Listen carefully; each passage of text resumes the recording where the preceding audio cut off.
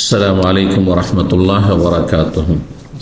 بسم الله الرحمن الرحيم. الحمد لله رب العالمين والصلاة والسلام على سيد المرسلين نبينا محمد وعلى آله وصحبه أجمعين. أما بعد, সম্মানিত শ্রোতা দর্শক মণ্ডলী, আল্লাহ রাব্বুল আলামিনের প্রশংসা এবং প্রিয় নবী সাল্লাল্লাহু আলাইহি ওয়াসাল্লামের উপর সালাত ও সালামের পর আজ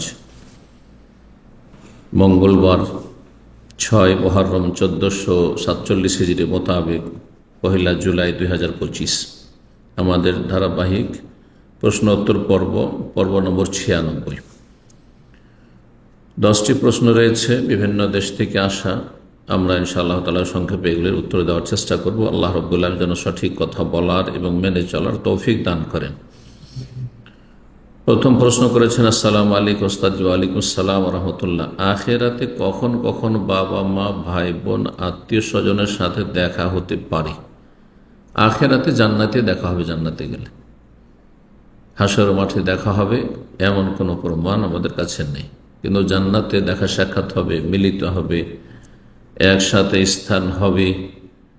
এই মর্মে সূরা তুর আয়াত নম্বর 21 সে আল্লাহ রাব্বুল ইরশাদ করেছেন, ওয়াল্লাযীনা আমানু ওয়াত্তাবা'আতহুম যুররিয়াতুহুম বিঈমান, যারা ঈমানদার এবং তাদের সন্তান সন্ততিরা তাদের অনুসারী ঈমানের সাথে, মানে তারাও মুমিন মুসলিম, তারা নাস্তিক নয়, তারা মুশরিক নয়, তারা জাহান্নামের পথে চলেননি।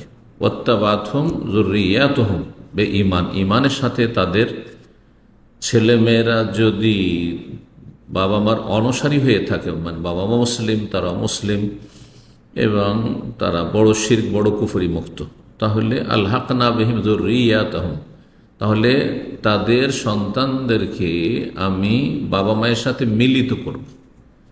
যদি নিচেও থাকে মিলিত করবে, বাবা মা নিচে থাকে তাদেরকে, আর মর্যাদা উঁচু হয়েছে ছেলে মেয়েদের একসাথে আল্লাহ করে দেবেন। ওয়ামা আলাতনাহুম মিন আমালিহিম মিন শাই, তাদের আমলের কোনো কিছুতে আমি কমতি করব না বদলা দিতে। এ আয়াত স্পষ্ট প্রমাণ করে। 2 নম্বর প্রশ্ন বলছেন, আসসালামু আলাইকুম শাইখ। ওয়ালাইকুম আসসালাম ওয়া রাহমাতুল্লাহ। লম্বা প্রশ্ন করেছেন, একই কথা বারবার করে বলেছেন। আল্লাহ সংক্ষেপ করার তৌফিক দান করুন প্রশ্নকারীদেরকে। 5 ওয়াক্ত সালাতের মধ্যে কেউ যদি 1 ওয়াক্ত সালাত ইচ্ছাকৃত ত্যাগ করে তাহলে কি সে পুরোপুরি কাফের হয়ে যাবে? কাজটি কুফরি, কিন্তু 1 ওয়াক্ত 2 ওয়াক্ত ছাড়ে, বাকি সময়ে পড়ে। এই মর্মে সঠিক মত বেশি যে বড় কাফের নয়, ছোট কাফের, কিন্তু কুফরির কাছাকাছি, বড় কুফরির কাছাকাছি চলে যায়। এই বিষয়টিতে ইখতিলাফ রয়েছে কিছু ওলামাদের মতে, যেমন আল্লামা শেখ সালেহ ফৌজান, এরকম অনেক ওলামা কেরাম রয়েছেন যে যতবার সালাত ছাড়ো ততবার বড় কাফের হয়ে যাবে। ঈমান এবং কুফরির মাঝে সে উদ্ভ্রান্ত হয়ে ঘুরে বেড়াবে। এই জন্য যেই কাজটিকে কুফরি বলা হয়েছে সেই কাজ একজন মুসলিম কি করে করতে পারে, এটি যথেষ্ট হেদায়েতের জন্য।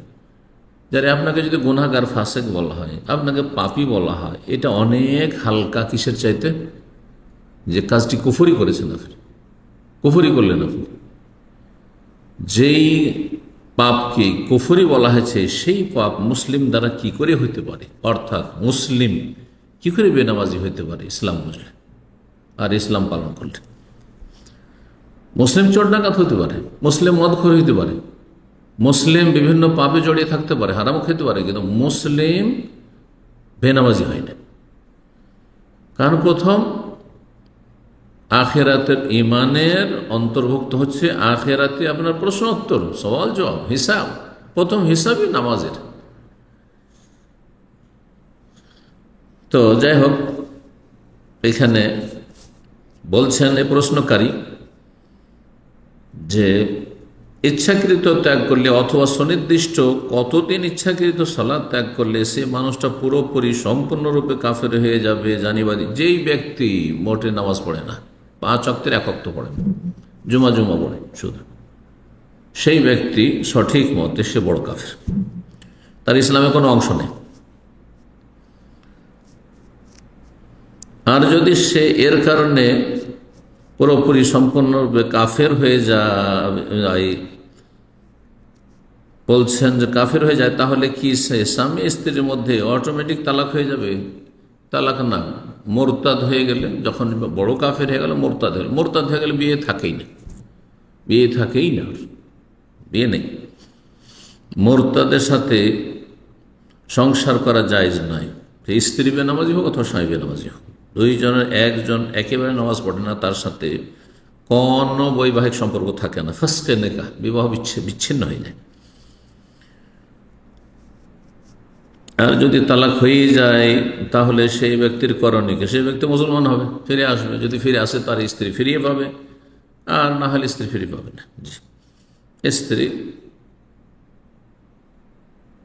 ইদ্যত পার করার পরে সে অন্য জায়গায় বিয়ে বসতে পারবে। বিশেষ দ্রষ্টব্য, দুই ব্যক্তির মধ্যে এক ব্যক্তির নিয়মিত সালাত আদায়কারী, আরেকটা কথা হলো যে তালাক হয়ে যাওয়ার পরে, অর্থাৎ স্বামী স্ত্রী, বলতে চাইছে স্বামী স্ত্রীর মধ্যে একজন নিয়মিত নামাজি আর একজন বেনামাজি, জায়েজ না এরকম সংসার করা? জি।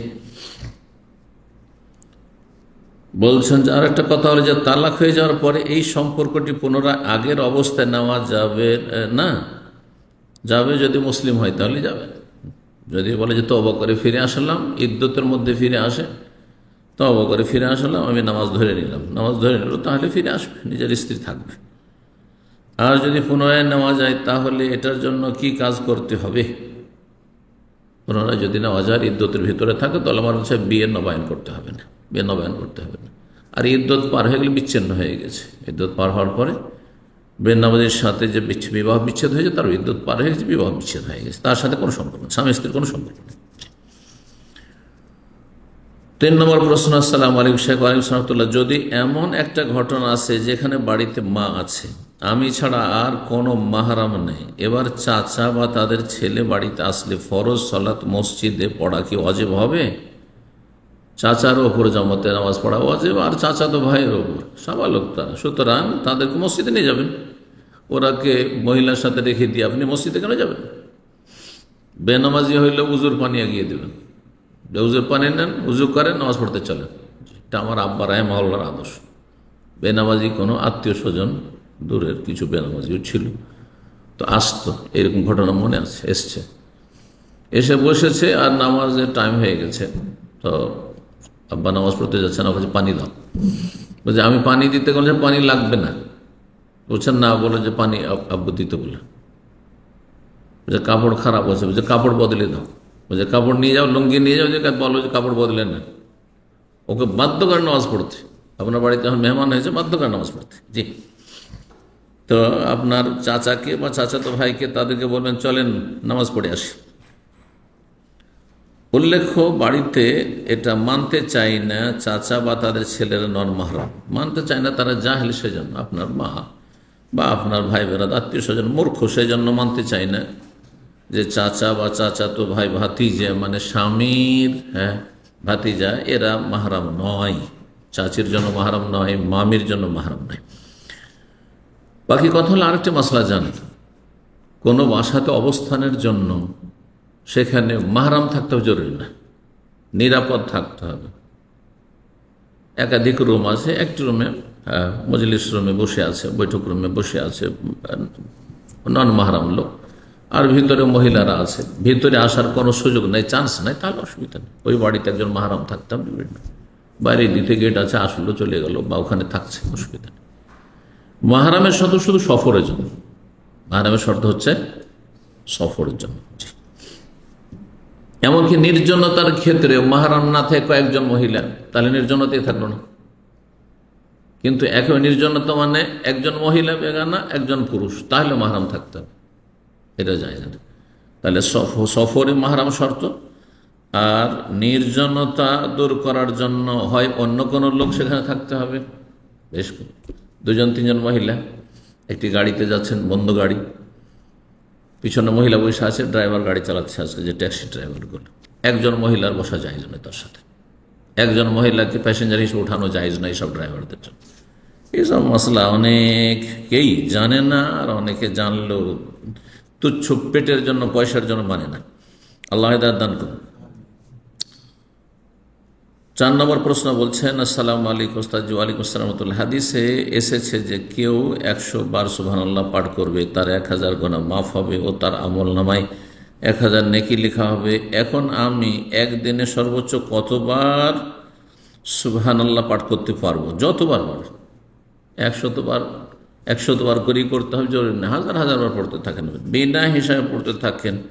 আল্লাহ রাব্বুল আলামিনের কাছে অটোমেটিক হিসাব আছে। এমনি আল্লাহ সব জানছেন যে কত আপনি পড়েছেন, কত করেছেন। অতিরিক্ত উপরন্ত আল্লাহ রাব্বুল আলামিন ফেরেশতা লাগিয়ে রেখেছেন নোট করার জন্য, তারা নোট করেছেন আপনি কতবার পড়েছেন। সুতরাং আপনার গণনার কোনো প্রয়োজন করে না। জি,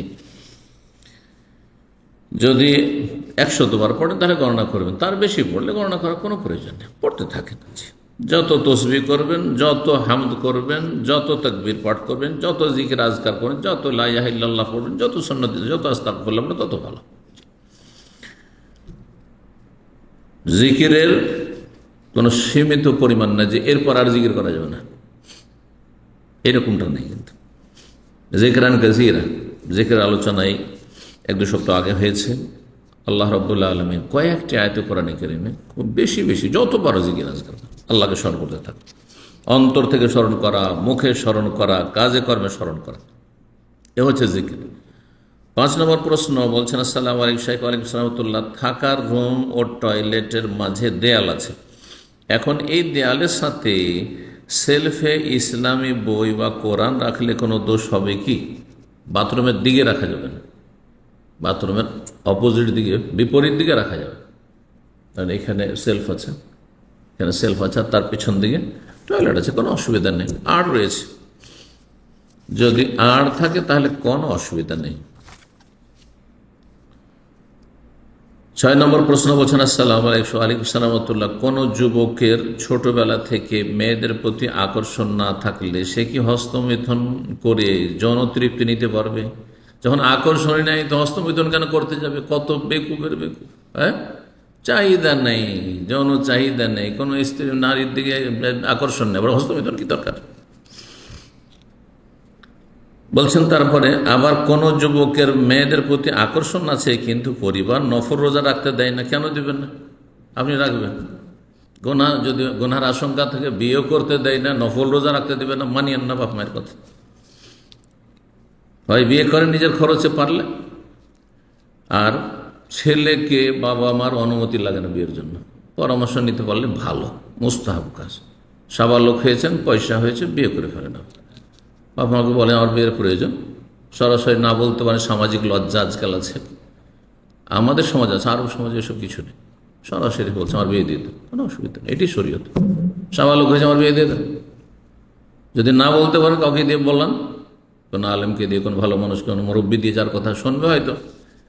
যদি না শুনে আপনি রোজা রাখেন, বলছেন না বিয়েও করতে দেবো না, রোজা রাখতে দেবো না, শুনিয়েন না। ফালা তোতে হোম, আল্লাহ বলছেন সূরা লুকমান, এইরকম বাপের কথা শুনিও না, এরকম মায়ের কথা শুনিও না। জি, কারণ এগুলি আপনার গুনার দিকে ঠেলে দেওয়া। ফরজ রোজা রাখতে বাধা দেয় মাঝে মাঝে, মোটেই শুনবেন না। ফরজ কেন? যদি গুনার আশঙ্কা থাকা, রোজায় হচ্ছে আমার সমাধান, বিয়ে করতে পারছি না, তাহলে রোজা রাখবেন বিনা হুকুমে, জানাবেন না, তবুও জোর করে রোজা রাখে। এই পরিস্থিতিতে কি সে হস্তমৈথুন করতে পারবে? কোনো মতে হস্তমৈথুন করতে পারবে। হস্তমৈথুন গুনার কাজ, সীমা লঙ্ঘনের কাজ, আল্লাহ কোরআনে কারিমে বলেছেন সূরা মুমিনুনে। নবী সাল্লাল্লাহু আলাইহি সাল্লাম যুবকদেরকে বলেছিলেন যে তোমরা সাবালক হয়েছ, পারলে যদি শক্তি সামর্থ্য থাকে, মোহর দিতে পারো, ভরণ পোষণ দিতে পারো, তাহলে বিয়ে করো।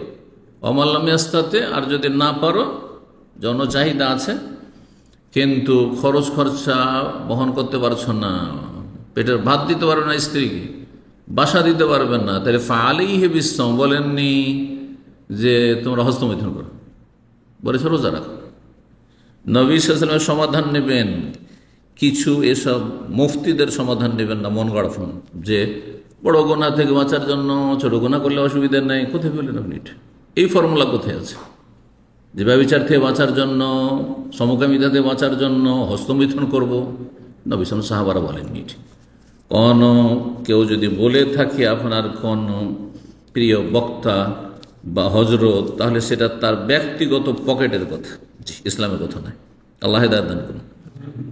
7 নম্বর প্রশ্ন বলছেন, আসসালামু আলাইকুম শাইখ। ওয়ালাইকুম আসসালাম। মোবাইলের অ্যাপস দেখে কোরআন পড়লে কি পূর্ণ নাকি পাওয়া যাবে? পূর্ণ নেকি পাবেন কিসে? নেকি কম বেশি আছে, সবাই আমরা তেলাওয়াত করছি কিন্তু সবার নেকি এক সমান নয়। এক এক অক্ষরে 10 নেকি, মানে আপনারও 10 নেকি আমিও 10 নেকি, এটা জরুরি নয়। হইতে পারে আপনাদেরই বেশি হইতে পারে, হ্যাঁ, পরিস্থিতি বিচার করে, আবার আমারও বেশি হইতে পারে, অনেক পার্থক্য হয়ে যেতে পারে। কিসের ভিত্তিতে? সেটা হচ্ছে তাদাব্বুর, গভীরভাবে আয়াতগুলি নিয়ে চিন্তা করা, ফাহাম, অনুধাবন করা, বুঝা যে আল্লাহ কি বলছেন। তাহলে অর্থ যে বুঝে তার নাকি বেশি, যে গভীরভাবে ডিপলি চিন্তা করে যে আল্লাহ কথাগুলি বলেছেন, আমার জীবনে প্রতিক্রিয়া হচ্ছে, তাহলে তার কোয়ালিটি আলাদা। আর একটা লোক পড়ে যাচ্ছে, সামান্য বুঝে হয়তো বা কিছুই বুঝে না হয়তো, তার নাকি। আর যে ব্যক্তি বুঝে, যে ব্যক্তি গৌরব ফিকির করে গভীরভাবে চিন্তা করে পড়ে, অর্থ বুঝে পড়ে, তার সাথে খুশু বিনয়ী হয়ে কোরআন তেলাওয়াত করতে কান্না চলে আসে, ভিতরটা নরম হয়ে যায়, দুনিয়া তার সামনে তুচ্ছ হয়ে যায়, হ্যাঁ, দুনিয়া বিমুখ হয়ে আখিরাতমুখী হয়ে যায়। জি, আল্লাহ রাব্বুল আলামিন কোরআনে কারিমে তেলাওয়াতের সম্পর্কে কোয়ালিটিতে হাই কোয়ালিটির কথা বলে, যা তুলিয়াত আলাইহিম আয়াতুহু যাদাতহুম ঈমানা, ঈমান তাদের বেড়ে যায়। আয়াত আল্লাহ বলেছেন যে তারা যখন কোরআনে কারিম তেলাওয়াত করে তখন খাররু সুজ্জাদান ওয়া বুকিয়া, যেখানে সিজদা রয়েছে কোরআনে কারিমেতে, তারা তখন সিজদায় লুটিয়ে পড়ে, কান্নায় ভেঙে পড়ে, কান্না আসবে। তেলাওয়াত করছেন আর হাসাহাসি করছেন, আমোদ ফুর্তি করছেন, এদিকে গাল গল্প চলছে, তেলাওয়াত চলছে, এতে কোনো খুশু নেই। তেলাওয়াত হচ্ছে ইবাদত, যেমন সালাত হচ্ছে ইবাদত। এখন সালাতে যদি দুনিয়াদারি করতে থাকে, দুনিয়া সব চিন্তায় ঘুরপাক খাচ্ছে, কোনো খুশু নেই, বিনয়ী নন আপনি, তাতে আপনার একাগ্রতা নেই, আখিরাতমুখী হতে পারলেন না, অন্তরটা নরম হইল না, তাহলে সেই নামাজ শুধু ঠিকে সারা নামাজ, মানে ফরজ আদায় করা নামাজ, ফরজ আদায় হবে। ঠিক ওই রকমই কোরআনের কারিম তেলাওয়াত, কোরআন কারিমের তেলাওয়াত আপনি যা থেকেই করেন না কেন, আসল কোয়ালিটি দেখতে হয়। অর্থ বুঝছেন কিনা, গভীরভাবে আয়াতগুলো নিয়ে চিন্তা করছেন কিনা, আপনার মধ্যে খুশু আসছে কিনা, এগুলো হচ্ছে কোয়ালিটি। আর তারপরে মুসহাফে পড়েন, অথবা আপনি মোবাইলে পড়েন, অথবা মুখস্থ পড়েন, 3 পড়া। ওলামারা বলেছেন যে যেটাতে বেশি আপনার মন লাগে, যেটাতে বেশি আপনার কোয়ালিটি ভালো হয়, সেটা বেশি ভালো, সেটা বেশি ভালো। তবে একটি দিক আছে মোবাইলে, যেটা অনেক আলেমরা এই প্রশ্ন উত্তর দিতে আরও আলেমরা উল্লেখ করেননি, কিছু আলেমরা উল্লেখও করেছেন। সেটা হচ্ছে মোবাইলে শুধু আয়াতে কোরআন নেই, একটা অ্যাপস আছে, বাকি আছে অনেক খেলতামাশা আছে, হ্যাঁ, অনেক দুনিয়াদারি আছে, বড় দুনিয়াদারি বেশি আছে, ঠিক কিনা? হঠাৎ মেসেজ চলে, কোরআন তেলাওয়াত করছে, হঠাৎ মেসেজ এলো, একটা নোটিফিকেশান আসলো, ও দেখি একটু ওইদিকে মন চলে গেল, খুশু কমে গেল, মনোযোগ কমে গেল, তাহলে কোয়ালিটি ডাউন হইল। কিন্তু কোরআন যদি সামনে থাকতো তাহলে ওইটা হইতো না। মোবাইলকে সরিয়ে রেখেছি, কোনো মেসেজ নাই, মানুষের সাথে কোনো যোগাযোগ নেই, রবের সাথে, রবের কালামের সাথে, আল্লাহর কালামের সাথে শুধু যোগাযোগ, আমার সম্পর্ক। এই জন্য আমি বলি যে মোবাইল থেকে পড়ার চাইতে কোরআন যদি আপনার হাতে নাগালে থাকে, কোরআন থেকে পড়েন, এটা বেশি ভালো। এর মাঝখানে হঠাৎ করে মনটা অন্যদিকে চলে গেল, চলেন একটু দিলেন, একটা কিছু খুলে দিলেন, গেল। কারণ এতে অনেক খেলাধুলার জিনিস, বিনোদনের জিনিস আছে, অনেক পাপের জিনিসও আছে, যার ফলে যত দূর এটাকে এড়িয়ে চলতে পারেন। আমরা তেলাওয়াতের সময় এটাকে চোখের আড়ালে রাখি, ওতে বেশি মনোযোগী হইতে পারে। কোন রকমের তাতে যেন কোনো ভাইব্রেশন না থাকে, যাতে কার কল একটু দেখি, তেলাওয়াত করতে করতে দেখিনি, একটু উঠায় আর না উঠায়, গেল, মনোযোগ হারিয়ে গেল। তো এতে হচ্ছে কোয়ালিটি ডাউন হয়ে যায়। এটা কোরআন নিয়ে পড়লে হবে না। মুখস্থ পড়া ভালো, কিন্তু অনেক সময় মুখস্থ পড়তে গিয়ে সন্দেহ হচ্ছে, তখন খুশু, মনোযোগ কমে যাচ্ছে, একাগ্রতা কমে যাচ্ছে, হ্যাঁ, ভালো করে অর্থ বুঝতে মানে হচ্ছে, এদিকে স্মরণ করতে গিয়ে অর্থ বোঝা দুর্বল হয়ে যাচ্ছে। কখনো কখনো মুখস্থ পড়লে উত্তম হবে, কখনো কোরআন দেখে পড়লে উত্তম হবে। আল্লাহর আরেকটি কথা বলেছেন খুব সুন্দর, সেটা হচ্ছে যে সালাতের নামাজের ভিতরে তেলাওয়াত সবচেয়ে উত্তম। যখন আপনি তাহাজ্জুদ পড়ছেন, যখন নামাজের ভিতরে পড়ছেন, রাতের নামাজ, তাহাজ্জুদের নামাজ পড়ছেন, আপনি নফল নামাজ পড়ছেন রাত্রে, তখন আপনি মুখস্থ পড়েন, এটা বেশি ভালো। আর যখন নামাজের বাইরে পড়ছেন, তখন কোরআন যদি থাকে তো কোরআন দেখে পড়েন, যাতে ভুল হওয়ার সম্ভাবনা কম। মনোযোগী বেশি হইতে পারবেন। আল্লাহ তাআলা আলাম। বিস্তারিত বিষয়ে আলোচনা করলাম যে কোরআন কোন ভাবে পড়লে বেশি নেকি, কোরআনে কারীম মুসহাফে না মুখস্থ না মোবাইলে। জি, 8 নম্বর প্রশ্ন বলছেন, আসসালামু আলাইকুম ওয়ালাইকুম সালামতুল্লাহ। মহান আল্লাহ বলেন, হে আদম সন্তান, তোমরা জামাতে সালাত আদায়ের উদ্দেশ্যে যে কোনো মসজিদের নিকটবর্তী হতে চাইলে সুন্দর পোশাক পরিচ্ছদ গ্রহণ করো।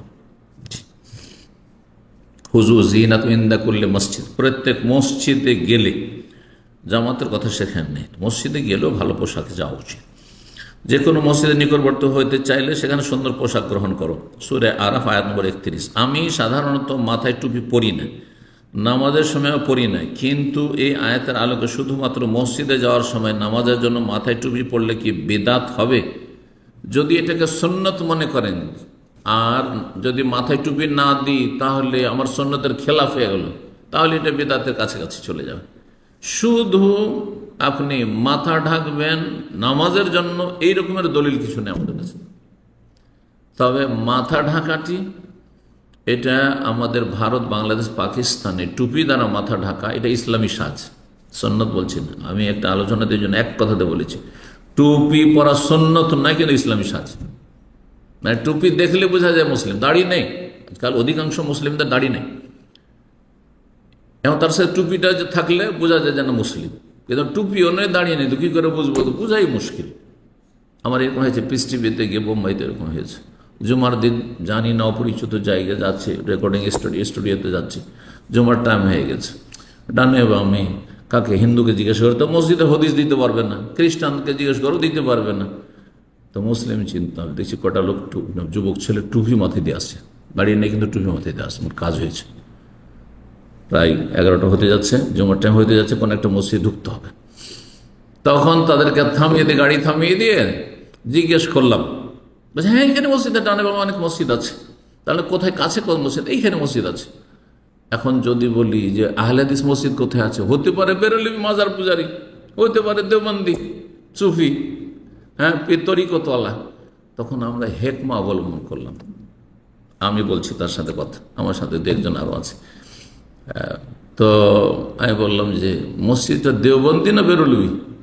মানে বেরলভী মানে মাজার পূজারি, দেওবন্দি মানে 50-50 বেদাতি, হাফ বেদাতি। প্রকাশ্য বড় শিক্ত করে না, কিন্তু বেদাত অনেক আছে। তো দেওবন্দি না বেরলভী? তো বলছেন না আহলে হাদিস মসজিদ আছে। আলহামদুলিল্লাহ, এই লোকগুলো আহলে হাদিস আছে, এই যুবক ছেলেগুলো আহলে হাদিস, বুঝতে পারলাম। তো বলছে আমরা তো মসজিদে যাচ্ছি, তো চলেন, গাড়ি খালি, বড় গাড়ি ছিল, সম্ভবত ইনোভা ছিল অথবা কিছু ছিল, বড় গাড়ি, জিপ ছিল। তো গাড়িতে উঠিয়ে নিয়ে চলে গেলাম মসজিদে, নামাজ পড়লাম সুন্নতি, আলহামদুলিল্লাহ। জি, তো কি বলছিলাম, দাড়ি ছিল না, কিন্তু টুপি দেখে চিনতাম যে এই এলাকায় মুসলমান আছে। আরও আরেকটি কথা, এলাকায় ঘুরছি, নতুন শহর, বুঝতে পারছি না, কারণ অধিকাংশ মুসলিমদের দাড়ি নেই। যদি টুপিও না থাকে তো চিনতেই পারবো না যে এই মহল্লাগুলিতে কোনো মুসলিম আছে না হিন্দু খ্রিস্টানদের মহল্লা। তখন ওই টুপি দেখে চিনতাম পুরুষদের, আর মহিলাদের বোরখা দেখে চিনতাম। ভারতের দিল্লিতে আর বোম্বাইতে আমরা এইভাবে চিনি যে হ্যাঁ এই এলাকাতে মুসলিম বাস করে, যখন দেখি যে কিছু বোরখা পরা মহিলা বেরিয়েছে, কিছু ওই টুপিওয়ালা পুরুষ বেরিয়েছে, তখন চিনতে পারি। তাহলে এর ফায়দা অবশ্যই আছে, ইসলামী সাজের ফায়দা আছে, কিন্তু সেটাকে সুন্নত মনে করবেন না। আর মসজিদের গেটে এসে আমি টুপি মাথায় দেবেন, তারপর ঢুকবেন, আবার গেটে বেরিয়ে খুলে নেবেন, এগুলো তরিকা ঠিক নাই। তারপরে কেউ যদি বিনা টুপিতে যায় তাহলে কি করবে, ওই নোংরা কাঁচপোটা মুছা পকেটে রুমাল আছে মাথায় বেঁধে নিল, এইগুলো ভুল কাজ। তারপরে ওই আপনার তাল পাতার, খেজুর পাতার টুপি আমাদের দেশে থাকতো, আর এত গন্ধ আর ময়লা হয়ে আছে, আর তাতে ছাড় পোকাও ঢুকে আছে, উঠিয়ে মাথায় দিয়ে দিল। না দিলে আপনার যদি খালি মাথায় নামাজ পড়ে, উঠিয়ে কেউ মাথায় আপনার চাপিয়ে দেবে, এগুলো বেদাত, এগুলো বাড়াবাড়ি। বাকি কথা হলো সুন্দর সাজে সালাত আদায় করা বেশি ভালো, যত সুন্দর সাজে সালাত আদায় করেন তত ভালো। টুপিকে সুন্নত বলবেন না, কিন্তু টুপি ভালো জিনিস, বিনা টুপিতে ঘুরে বেড়াবো শুধু, এতে কি সম্মান পাচ্ছেন? এতে সম্মান আরো কমে, এটা সম্মান আরো কমে। আরবদের মধ্যেও টুপির সাথে গুতরা থাকলে বেশি সম্মান। গুতরা, রুমাল যদি না থাকে তো কমপক্ষে টুপি থাকলে একটু সম্মান আছে, টুপি নাই একেবারে তাহলে 3 নম্বর, হ্যাঁ, 3rd ক্লাসে। জি, তো এই ছিল প্রশ্ন এবং তার উত্তর। 9 নম্বর প্রশ্ন বলছেন, আসসালামু আলাইকুম। ওয়ালাইকুম আসসালাম। ইসলামিকভাবে যে কট বা বন্ধক আছে, আমার বাবা মা সেই বন্ধক রাখেন না, বন্ধক জমিতে ফসল ফলান এবং তা ভোগ করেন, যা সরাসরি সুদের অন্তর্ভুক্ত। আমি এখনো ইনকাম করি না, এই কট জমি নেওয়া নিষেধ করলে আমার মা বলে আমি নাকি সংসারে শনি, হিন্দুদের বিশ্বাস, মানে হিন্দুদের দেবতা শনি, হিন্দুদের দেবতা। আপনার মা শিরকি কথা বলেছে। যেই ব্যক্তি বলবে কোনো খারাপ লক্ষণকে শনি, আর ভালো হলে এটা হচ্ছে আমার লক্ষ্মী, হ্যাঁ, এগুলি হচ্ছে শিরকি কথা। এই মেয়েটি আমার লক্ষ্মী, এই বৌমা আমার লক্ষ্মী, এগুলো শিরক। জি, এগুলো শিরক। জি, আল্লাহ হেদায়েত করুক আপনার মাকে। এমতো অবস্থায় আমি চাচ্ছি যে নিজ বাড়ি ছেড়ে বাইরে গিয়ে কামাই করি, যেহেতু ওনারা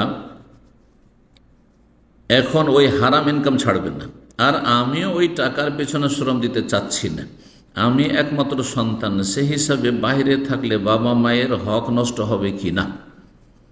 আপনি বাবা মায়ের সাথে থাকার চেষ্টা করুন, কিন্তু ওই যে কটের জমি নিয়েছে, মানে সুদের ওপর যে বন্ধক নিয়েছে, বন্ধক রেখেছে আর ওই ফসল খাচ্ছে, ওই জমির চাষ আবাদে আপনি সহযোগিতা করবেন, বাকি সংসারের কাজগুলি করেন।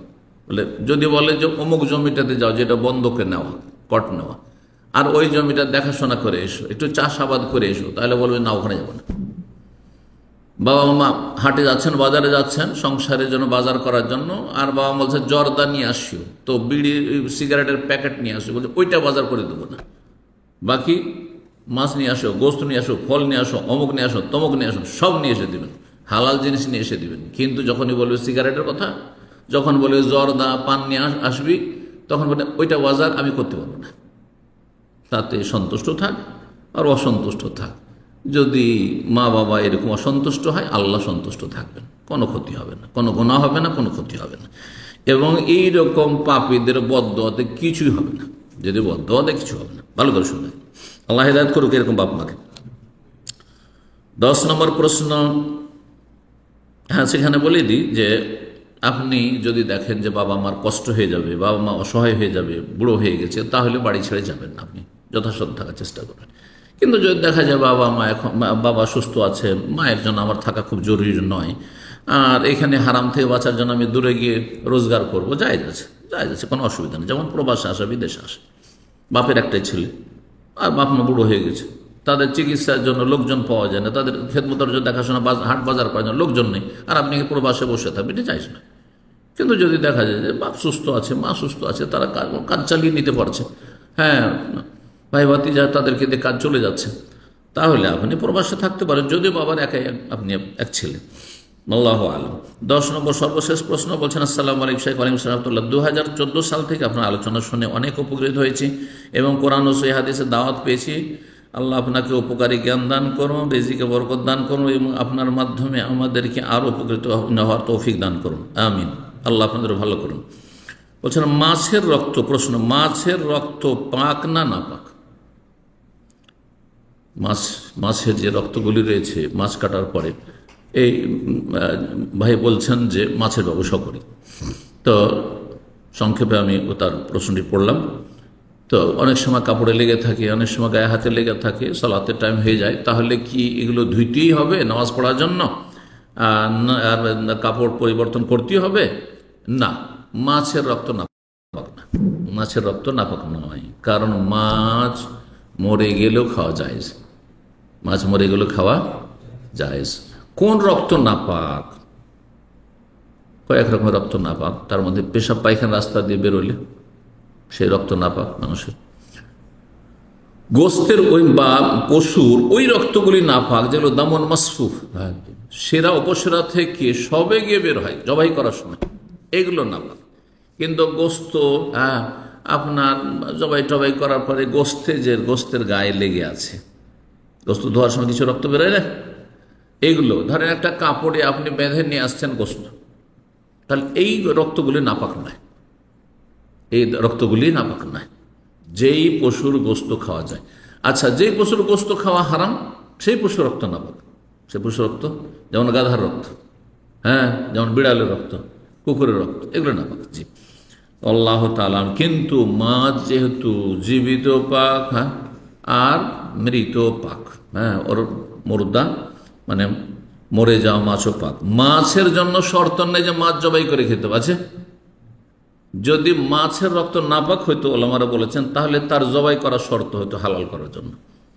যেমন গরুর আর আপনার বকরি ছাগলের রক্ত, গবাদি পশুর রক্ত কি নাপাক, যেগুলো সবে প্রবাহিত হচ্ছে, সেই জন্য সেটা যদি এমনি মারা যায় তা হারাম, খাওয়া যাবে না। জবাই করলেন, আঘাত করলেন, পাথরের আঘাত করলেন, লাঠির আঘাত করলেন আর মেরে ফেলে দিলেন, খাওয়া যাবে না, হারাম। শর্ত হচ্ছে বিসমিল্লাহ আল্লাহ আকবার বলে জবাই করা, কিন্তু মাছের জন্য জবাই নাই। এটা হাস্যকর কথা বলেনি। মদিনায় যখন ছিলাম, থাইল্যান্ড থেকে মাছ আসতো, রুই মাছ, বার্মা, এগুলো মুসলিম দেশ থেকে আসতো। এই দেশে যেহেতু জবাই করার সার্টিফিকেট না থাকলে, যদি স্টিকার না থাকে, তো গ্রহণযোগ্য নয়। তো এই মূর্খ ব্যবসায়ীরা ভেবেছে মাছের ওপর স্টিকার লাগাইতে হবে। তো গোস্তের যে ফ্রোজেন প্যাকেট আসছে সেগুলো তো লাগাচ্ছে আরবিতে জবে আলা শরিয়াতুল ইসলামী, জবে আলা শরিয়ত ইসলামী তরিকায় জবাই করা হয়েছে। এগুলো গোস্ত যে অস্ট্রেলিয়া, বিভিন্ন নিউজিল্যান্ড থেকে গোস্ত আছে না, এইসব গোস্তগুলোর প্যাকেটে তো লাগানো থাকে। কিন্তু দেখি একটা মাছের প্যাকেট, বাঙালি বাকালাম আমরা গিয়েছি, সুবহানাল্লাহ, পড়ে তো হাসতে হাসতে আমরা মদিনা ইউনিভার্সিটির ছাত্র সব, আমাদের আশ্চর্য লাগলো যে কিভাবে প্রতারণা আর কি শয়তানি। জবিহা আলা শরিয়াতুল ইসলাম মাছের গায়ে লেখা আছে, কথা বুঝতে পারছেন না? কত জাহেলেরা ব্যবসায়ী, পেটের জন্য সব কিছুই করতে পারে, হালাল হারামের কোনো পার্থক্য নেই। কাফেরদের কাছে নয়, কাফের চরিত্রে যারা মুসলিম এক শ্রেণী, তাদের কাছেও নেই। আল্লাহ তাদের অনিষ্ট থেকে রক্ষা করুন। বারাকাল্লাহু ফিকুম। ওয়া সাল্লাল্লাহু ওয়া সাল্লাম নবিয়ানা মুহাম্মদ ওয়া আলা আলিহি ওয়া সাহবিহি আজমাইন।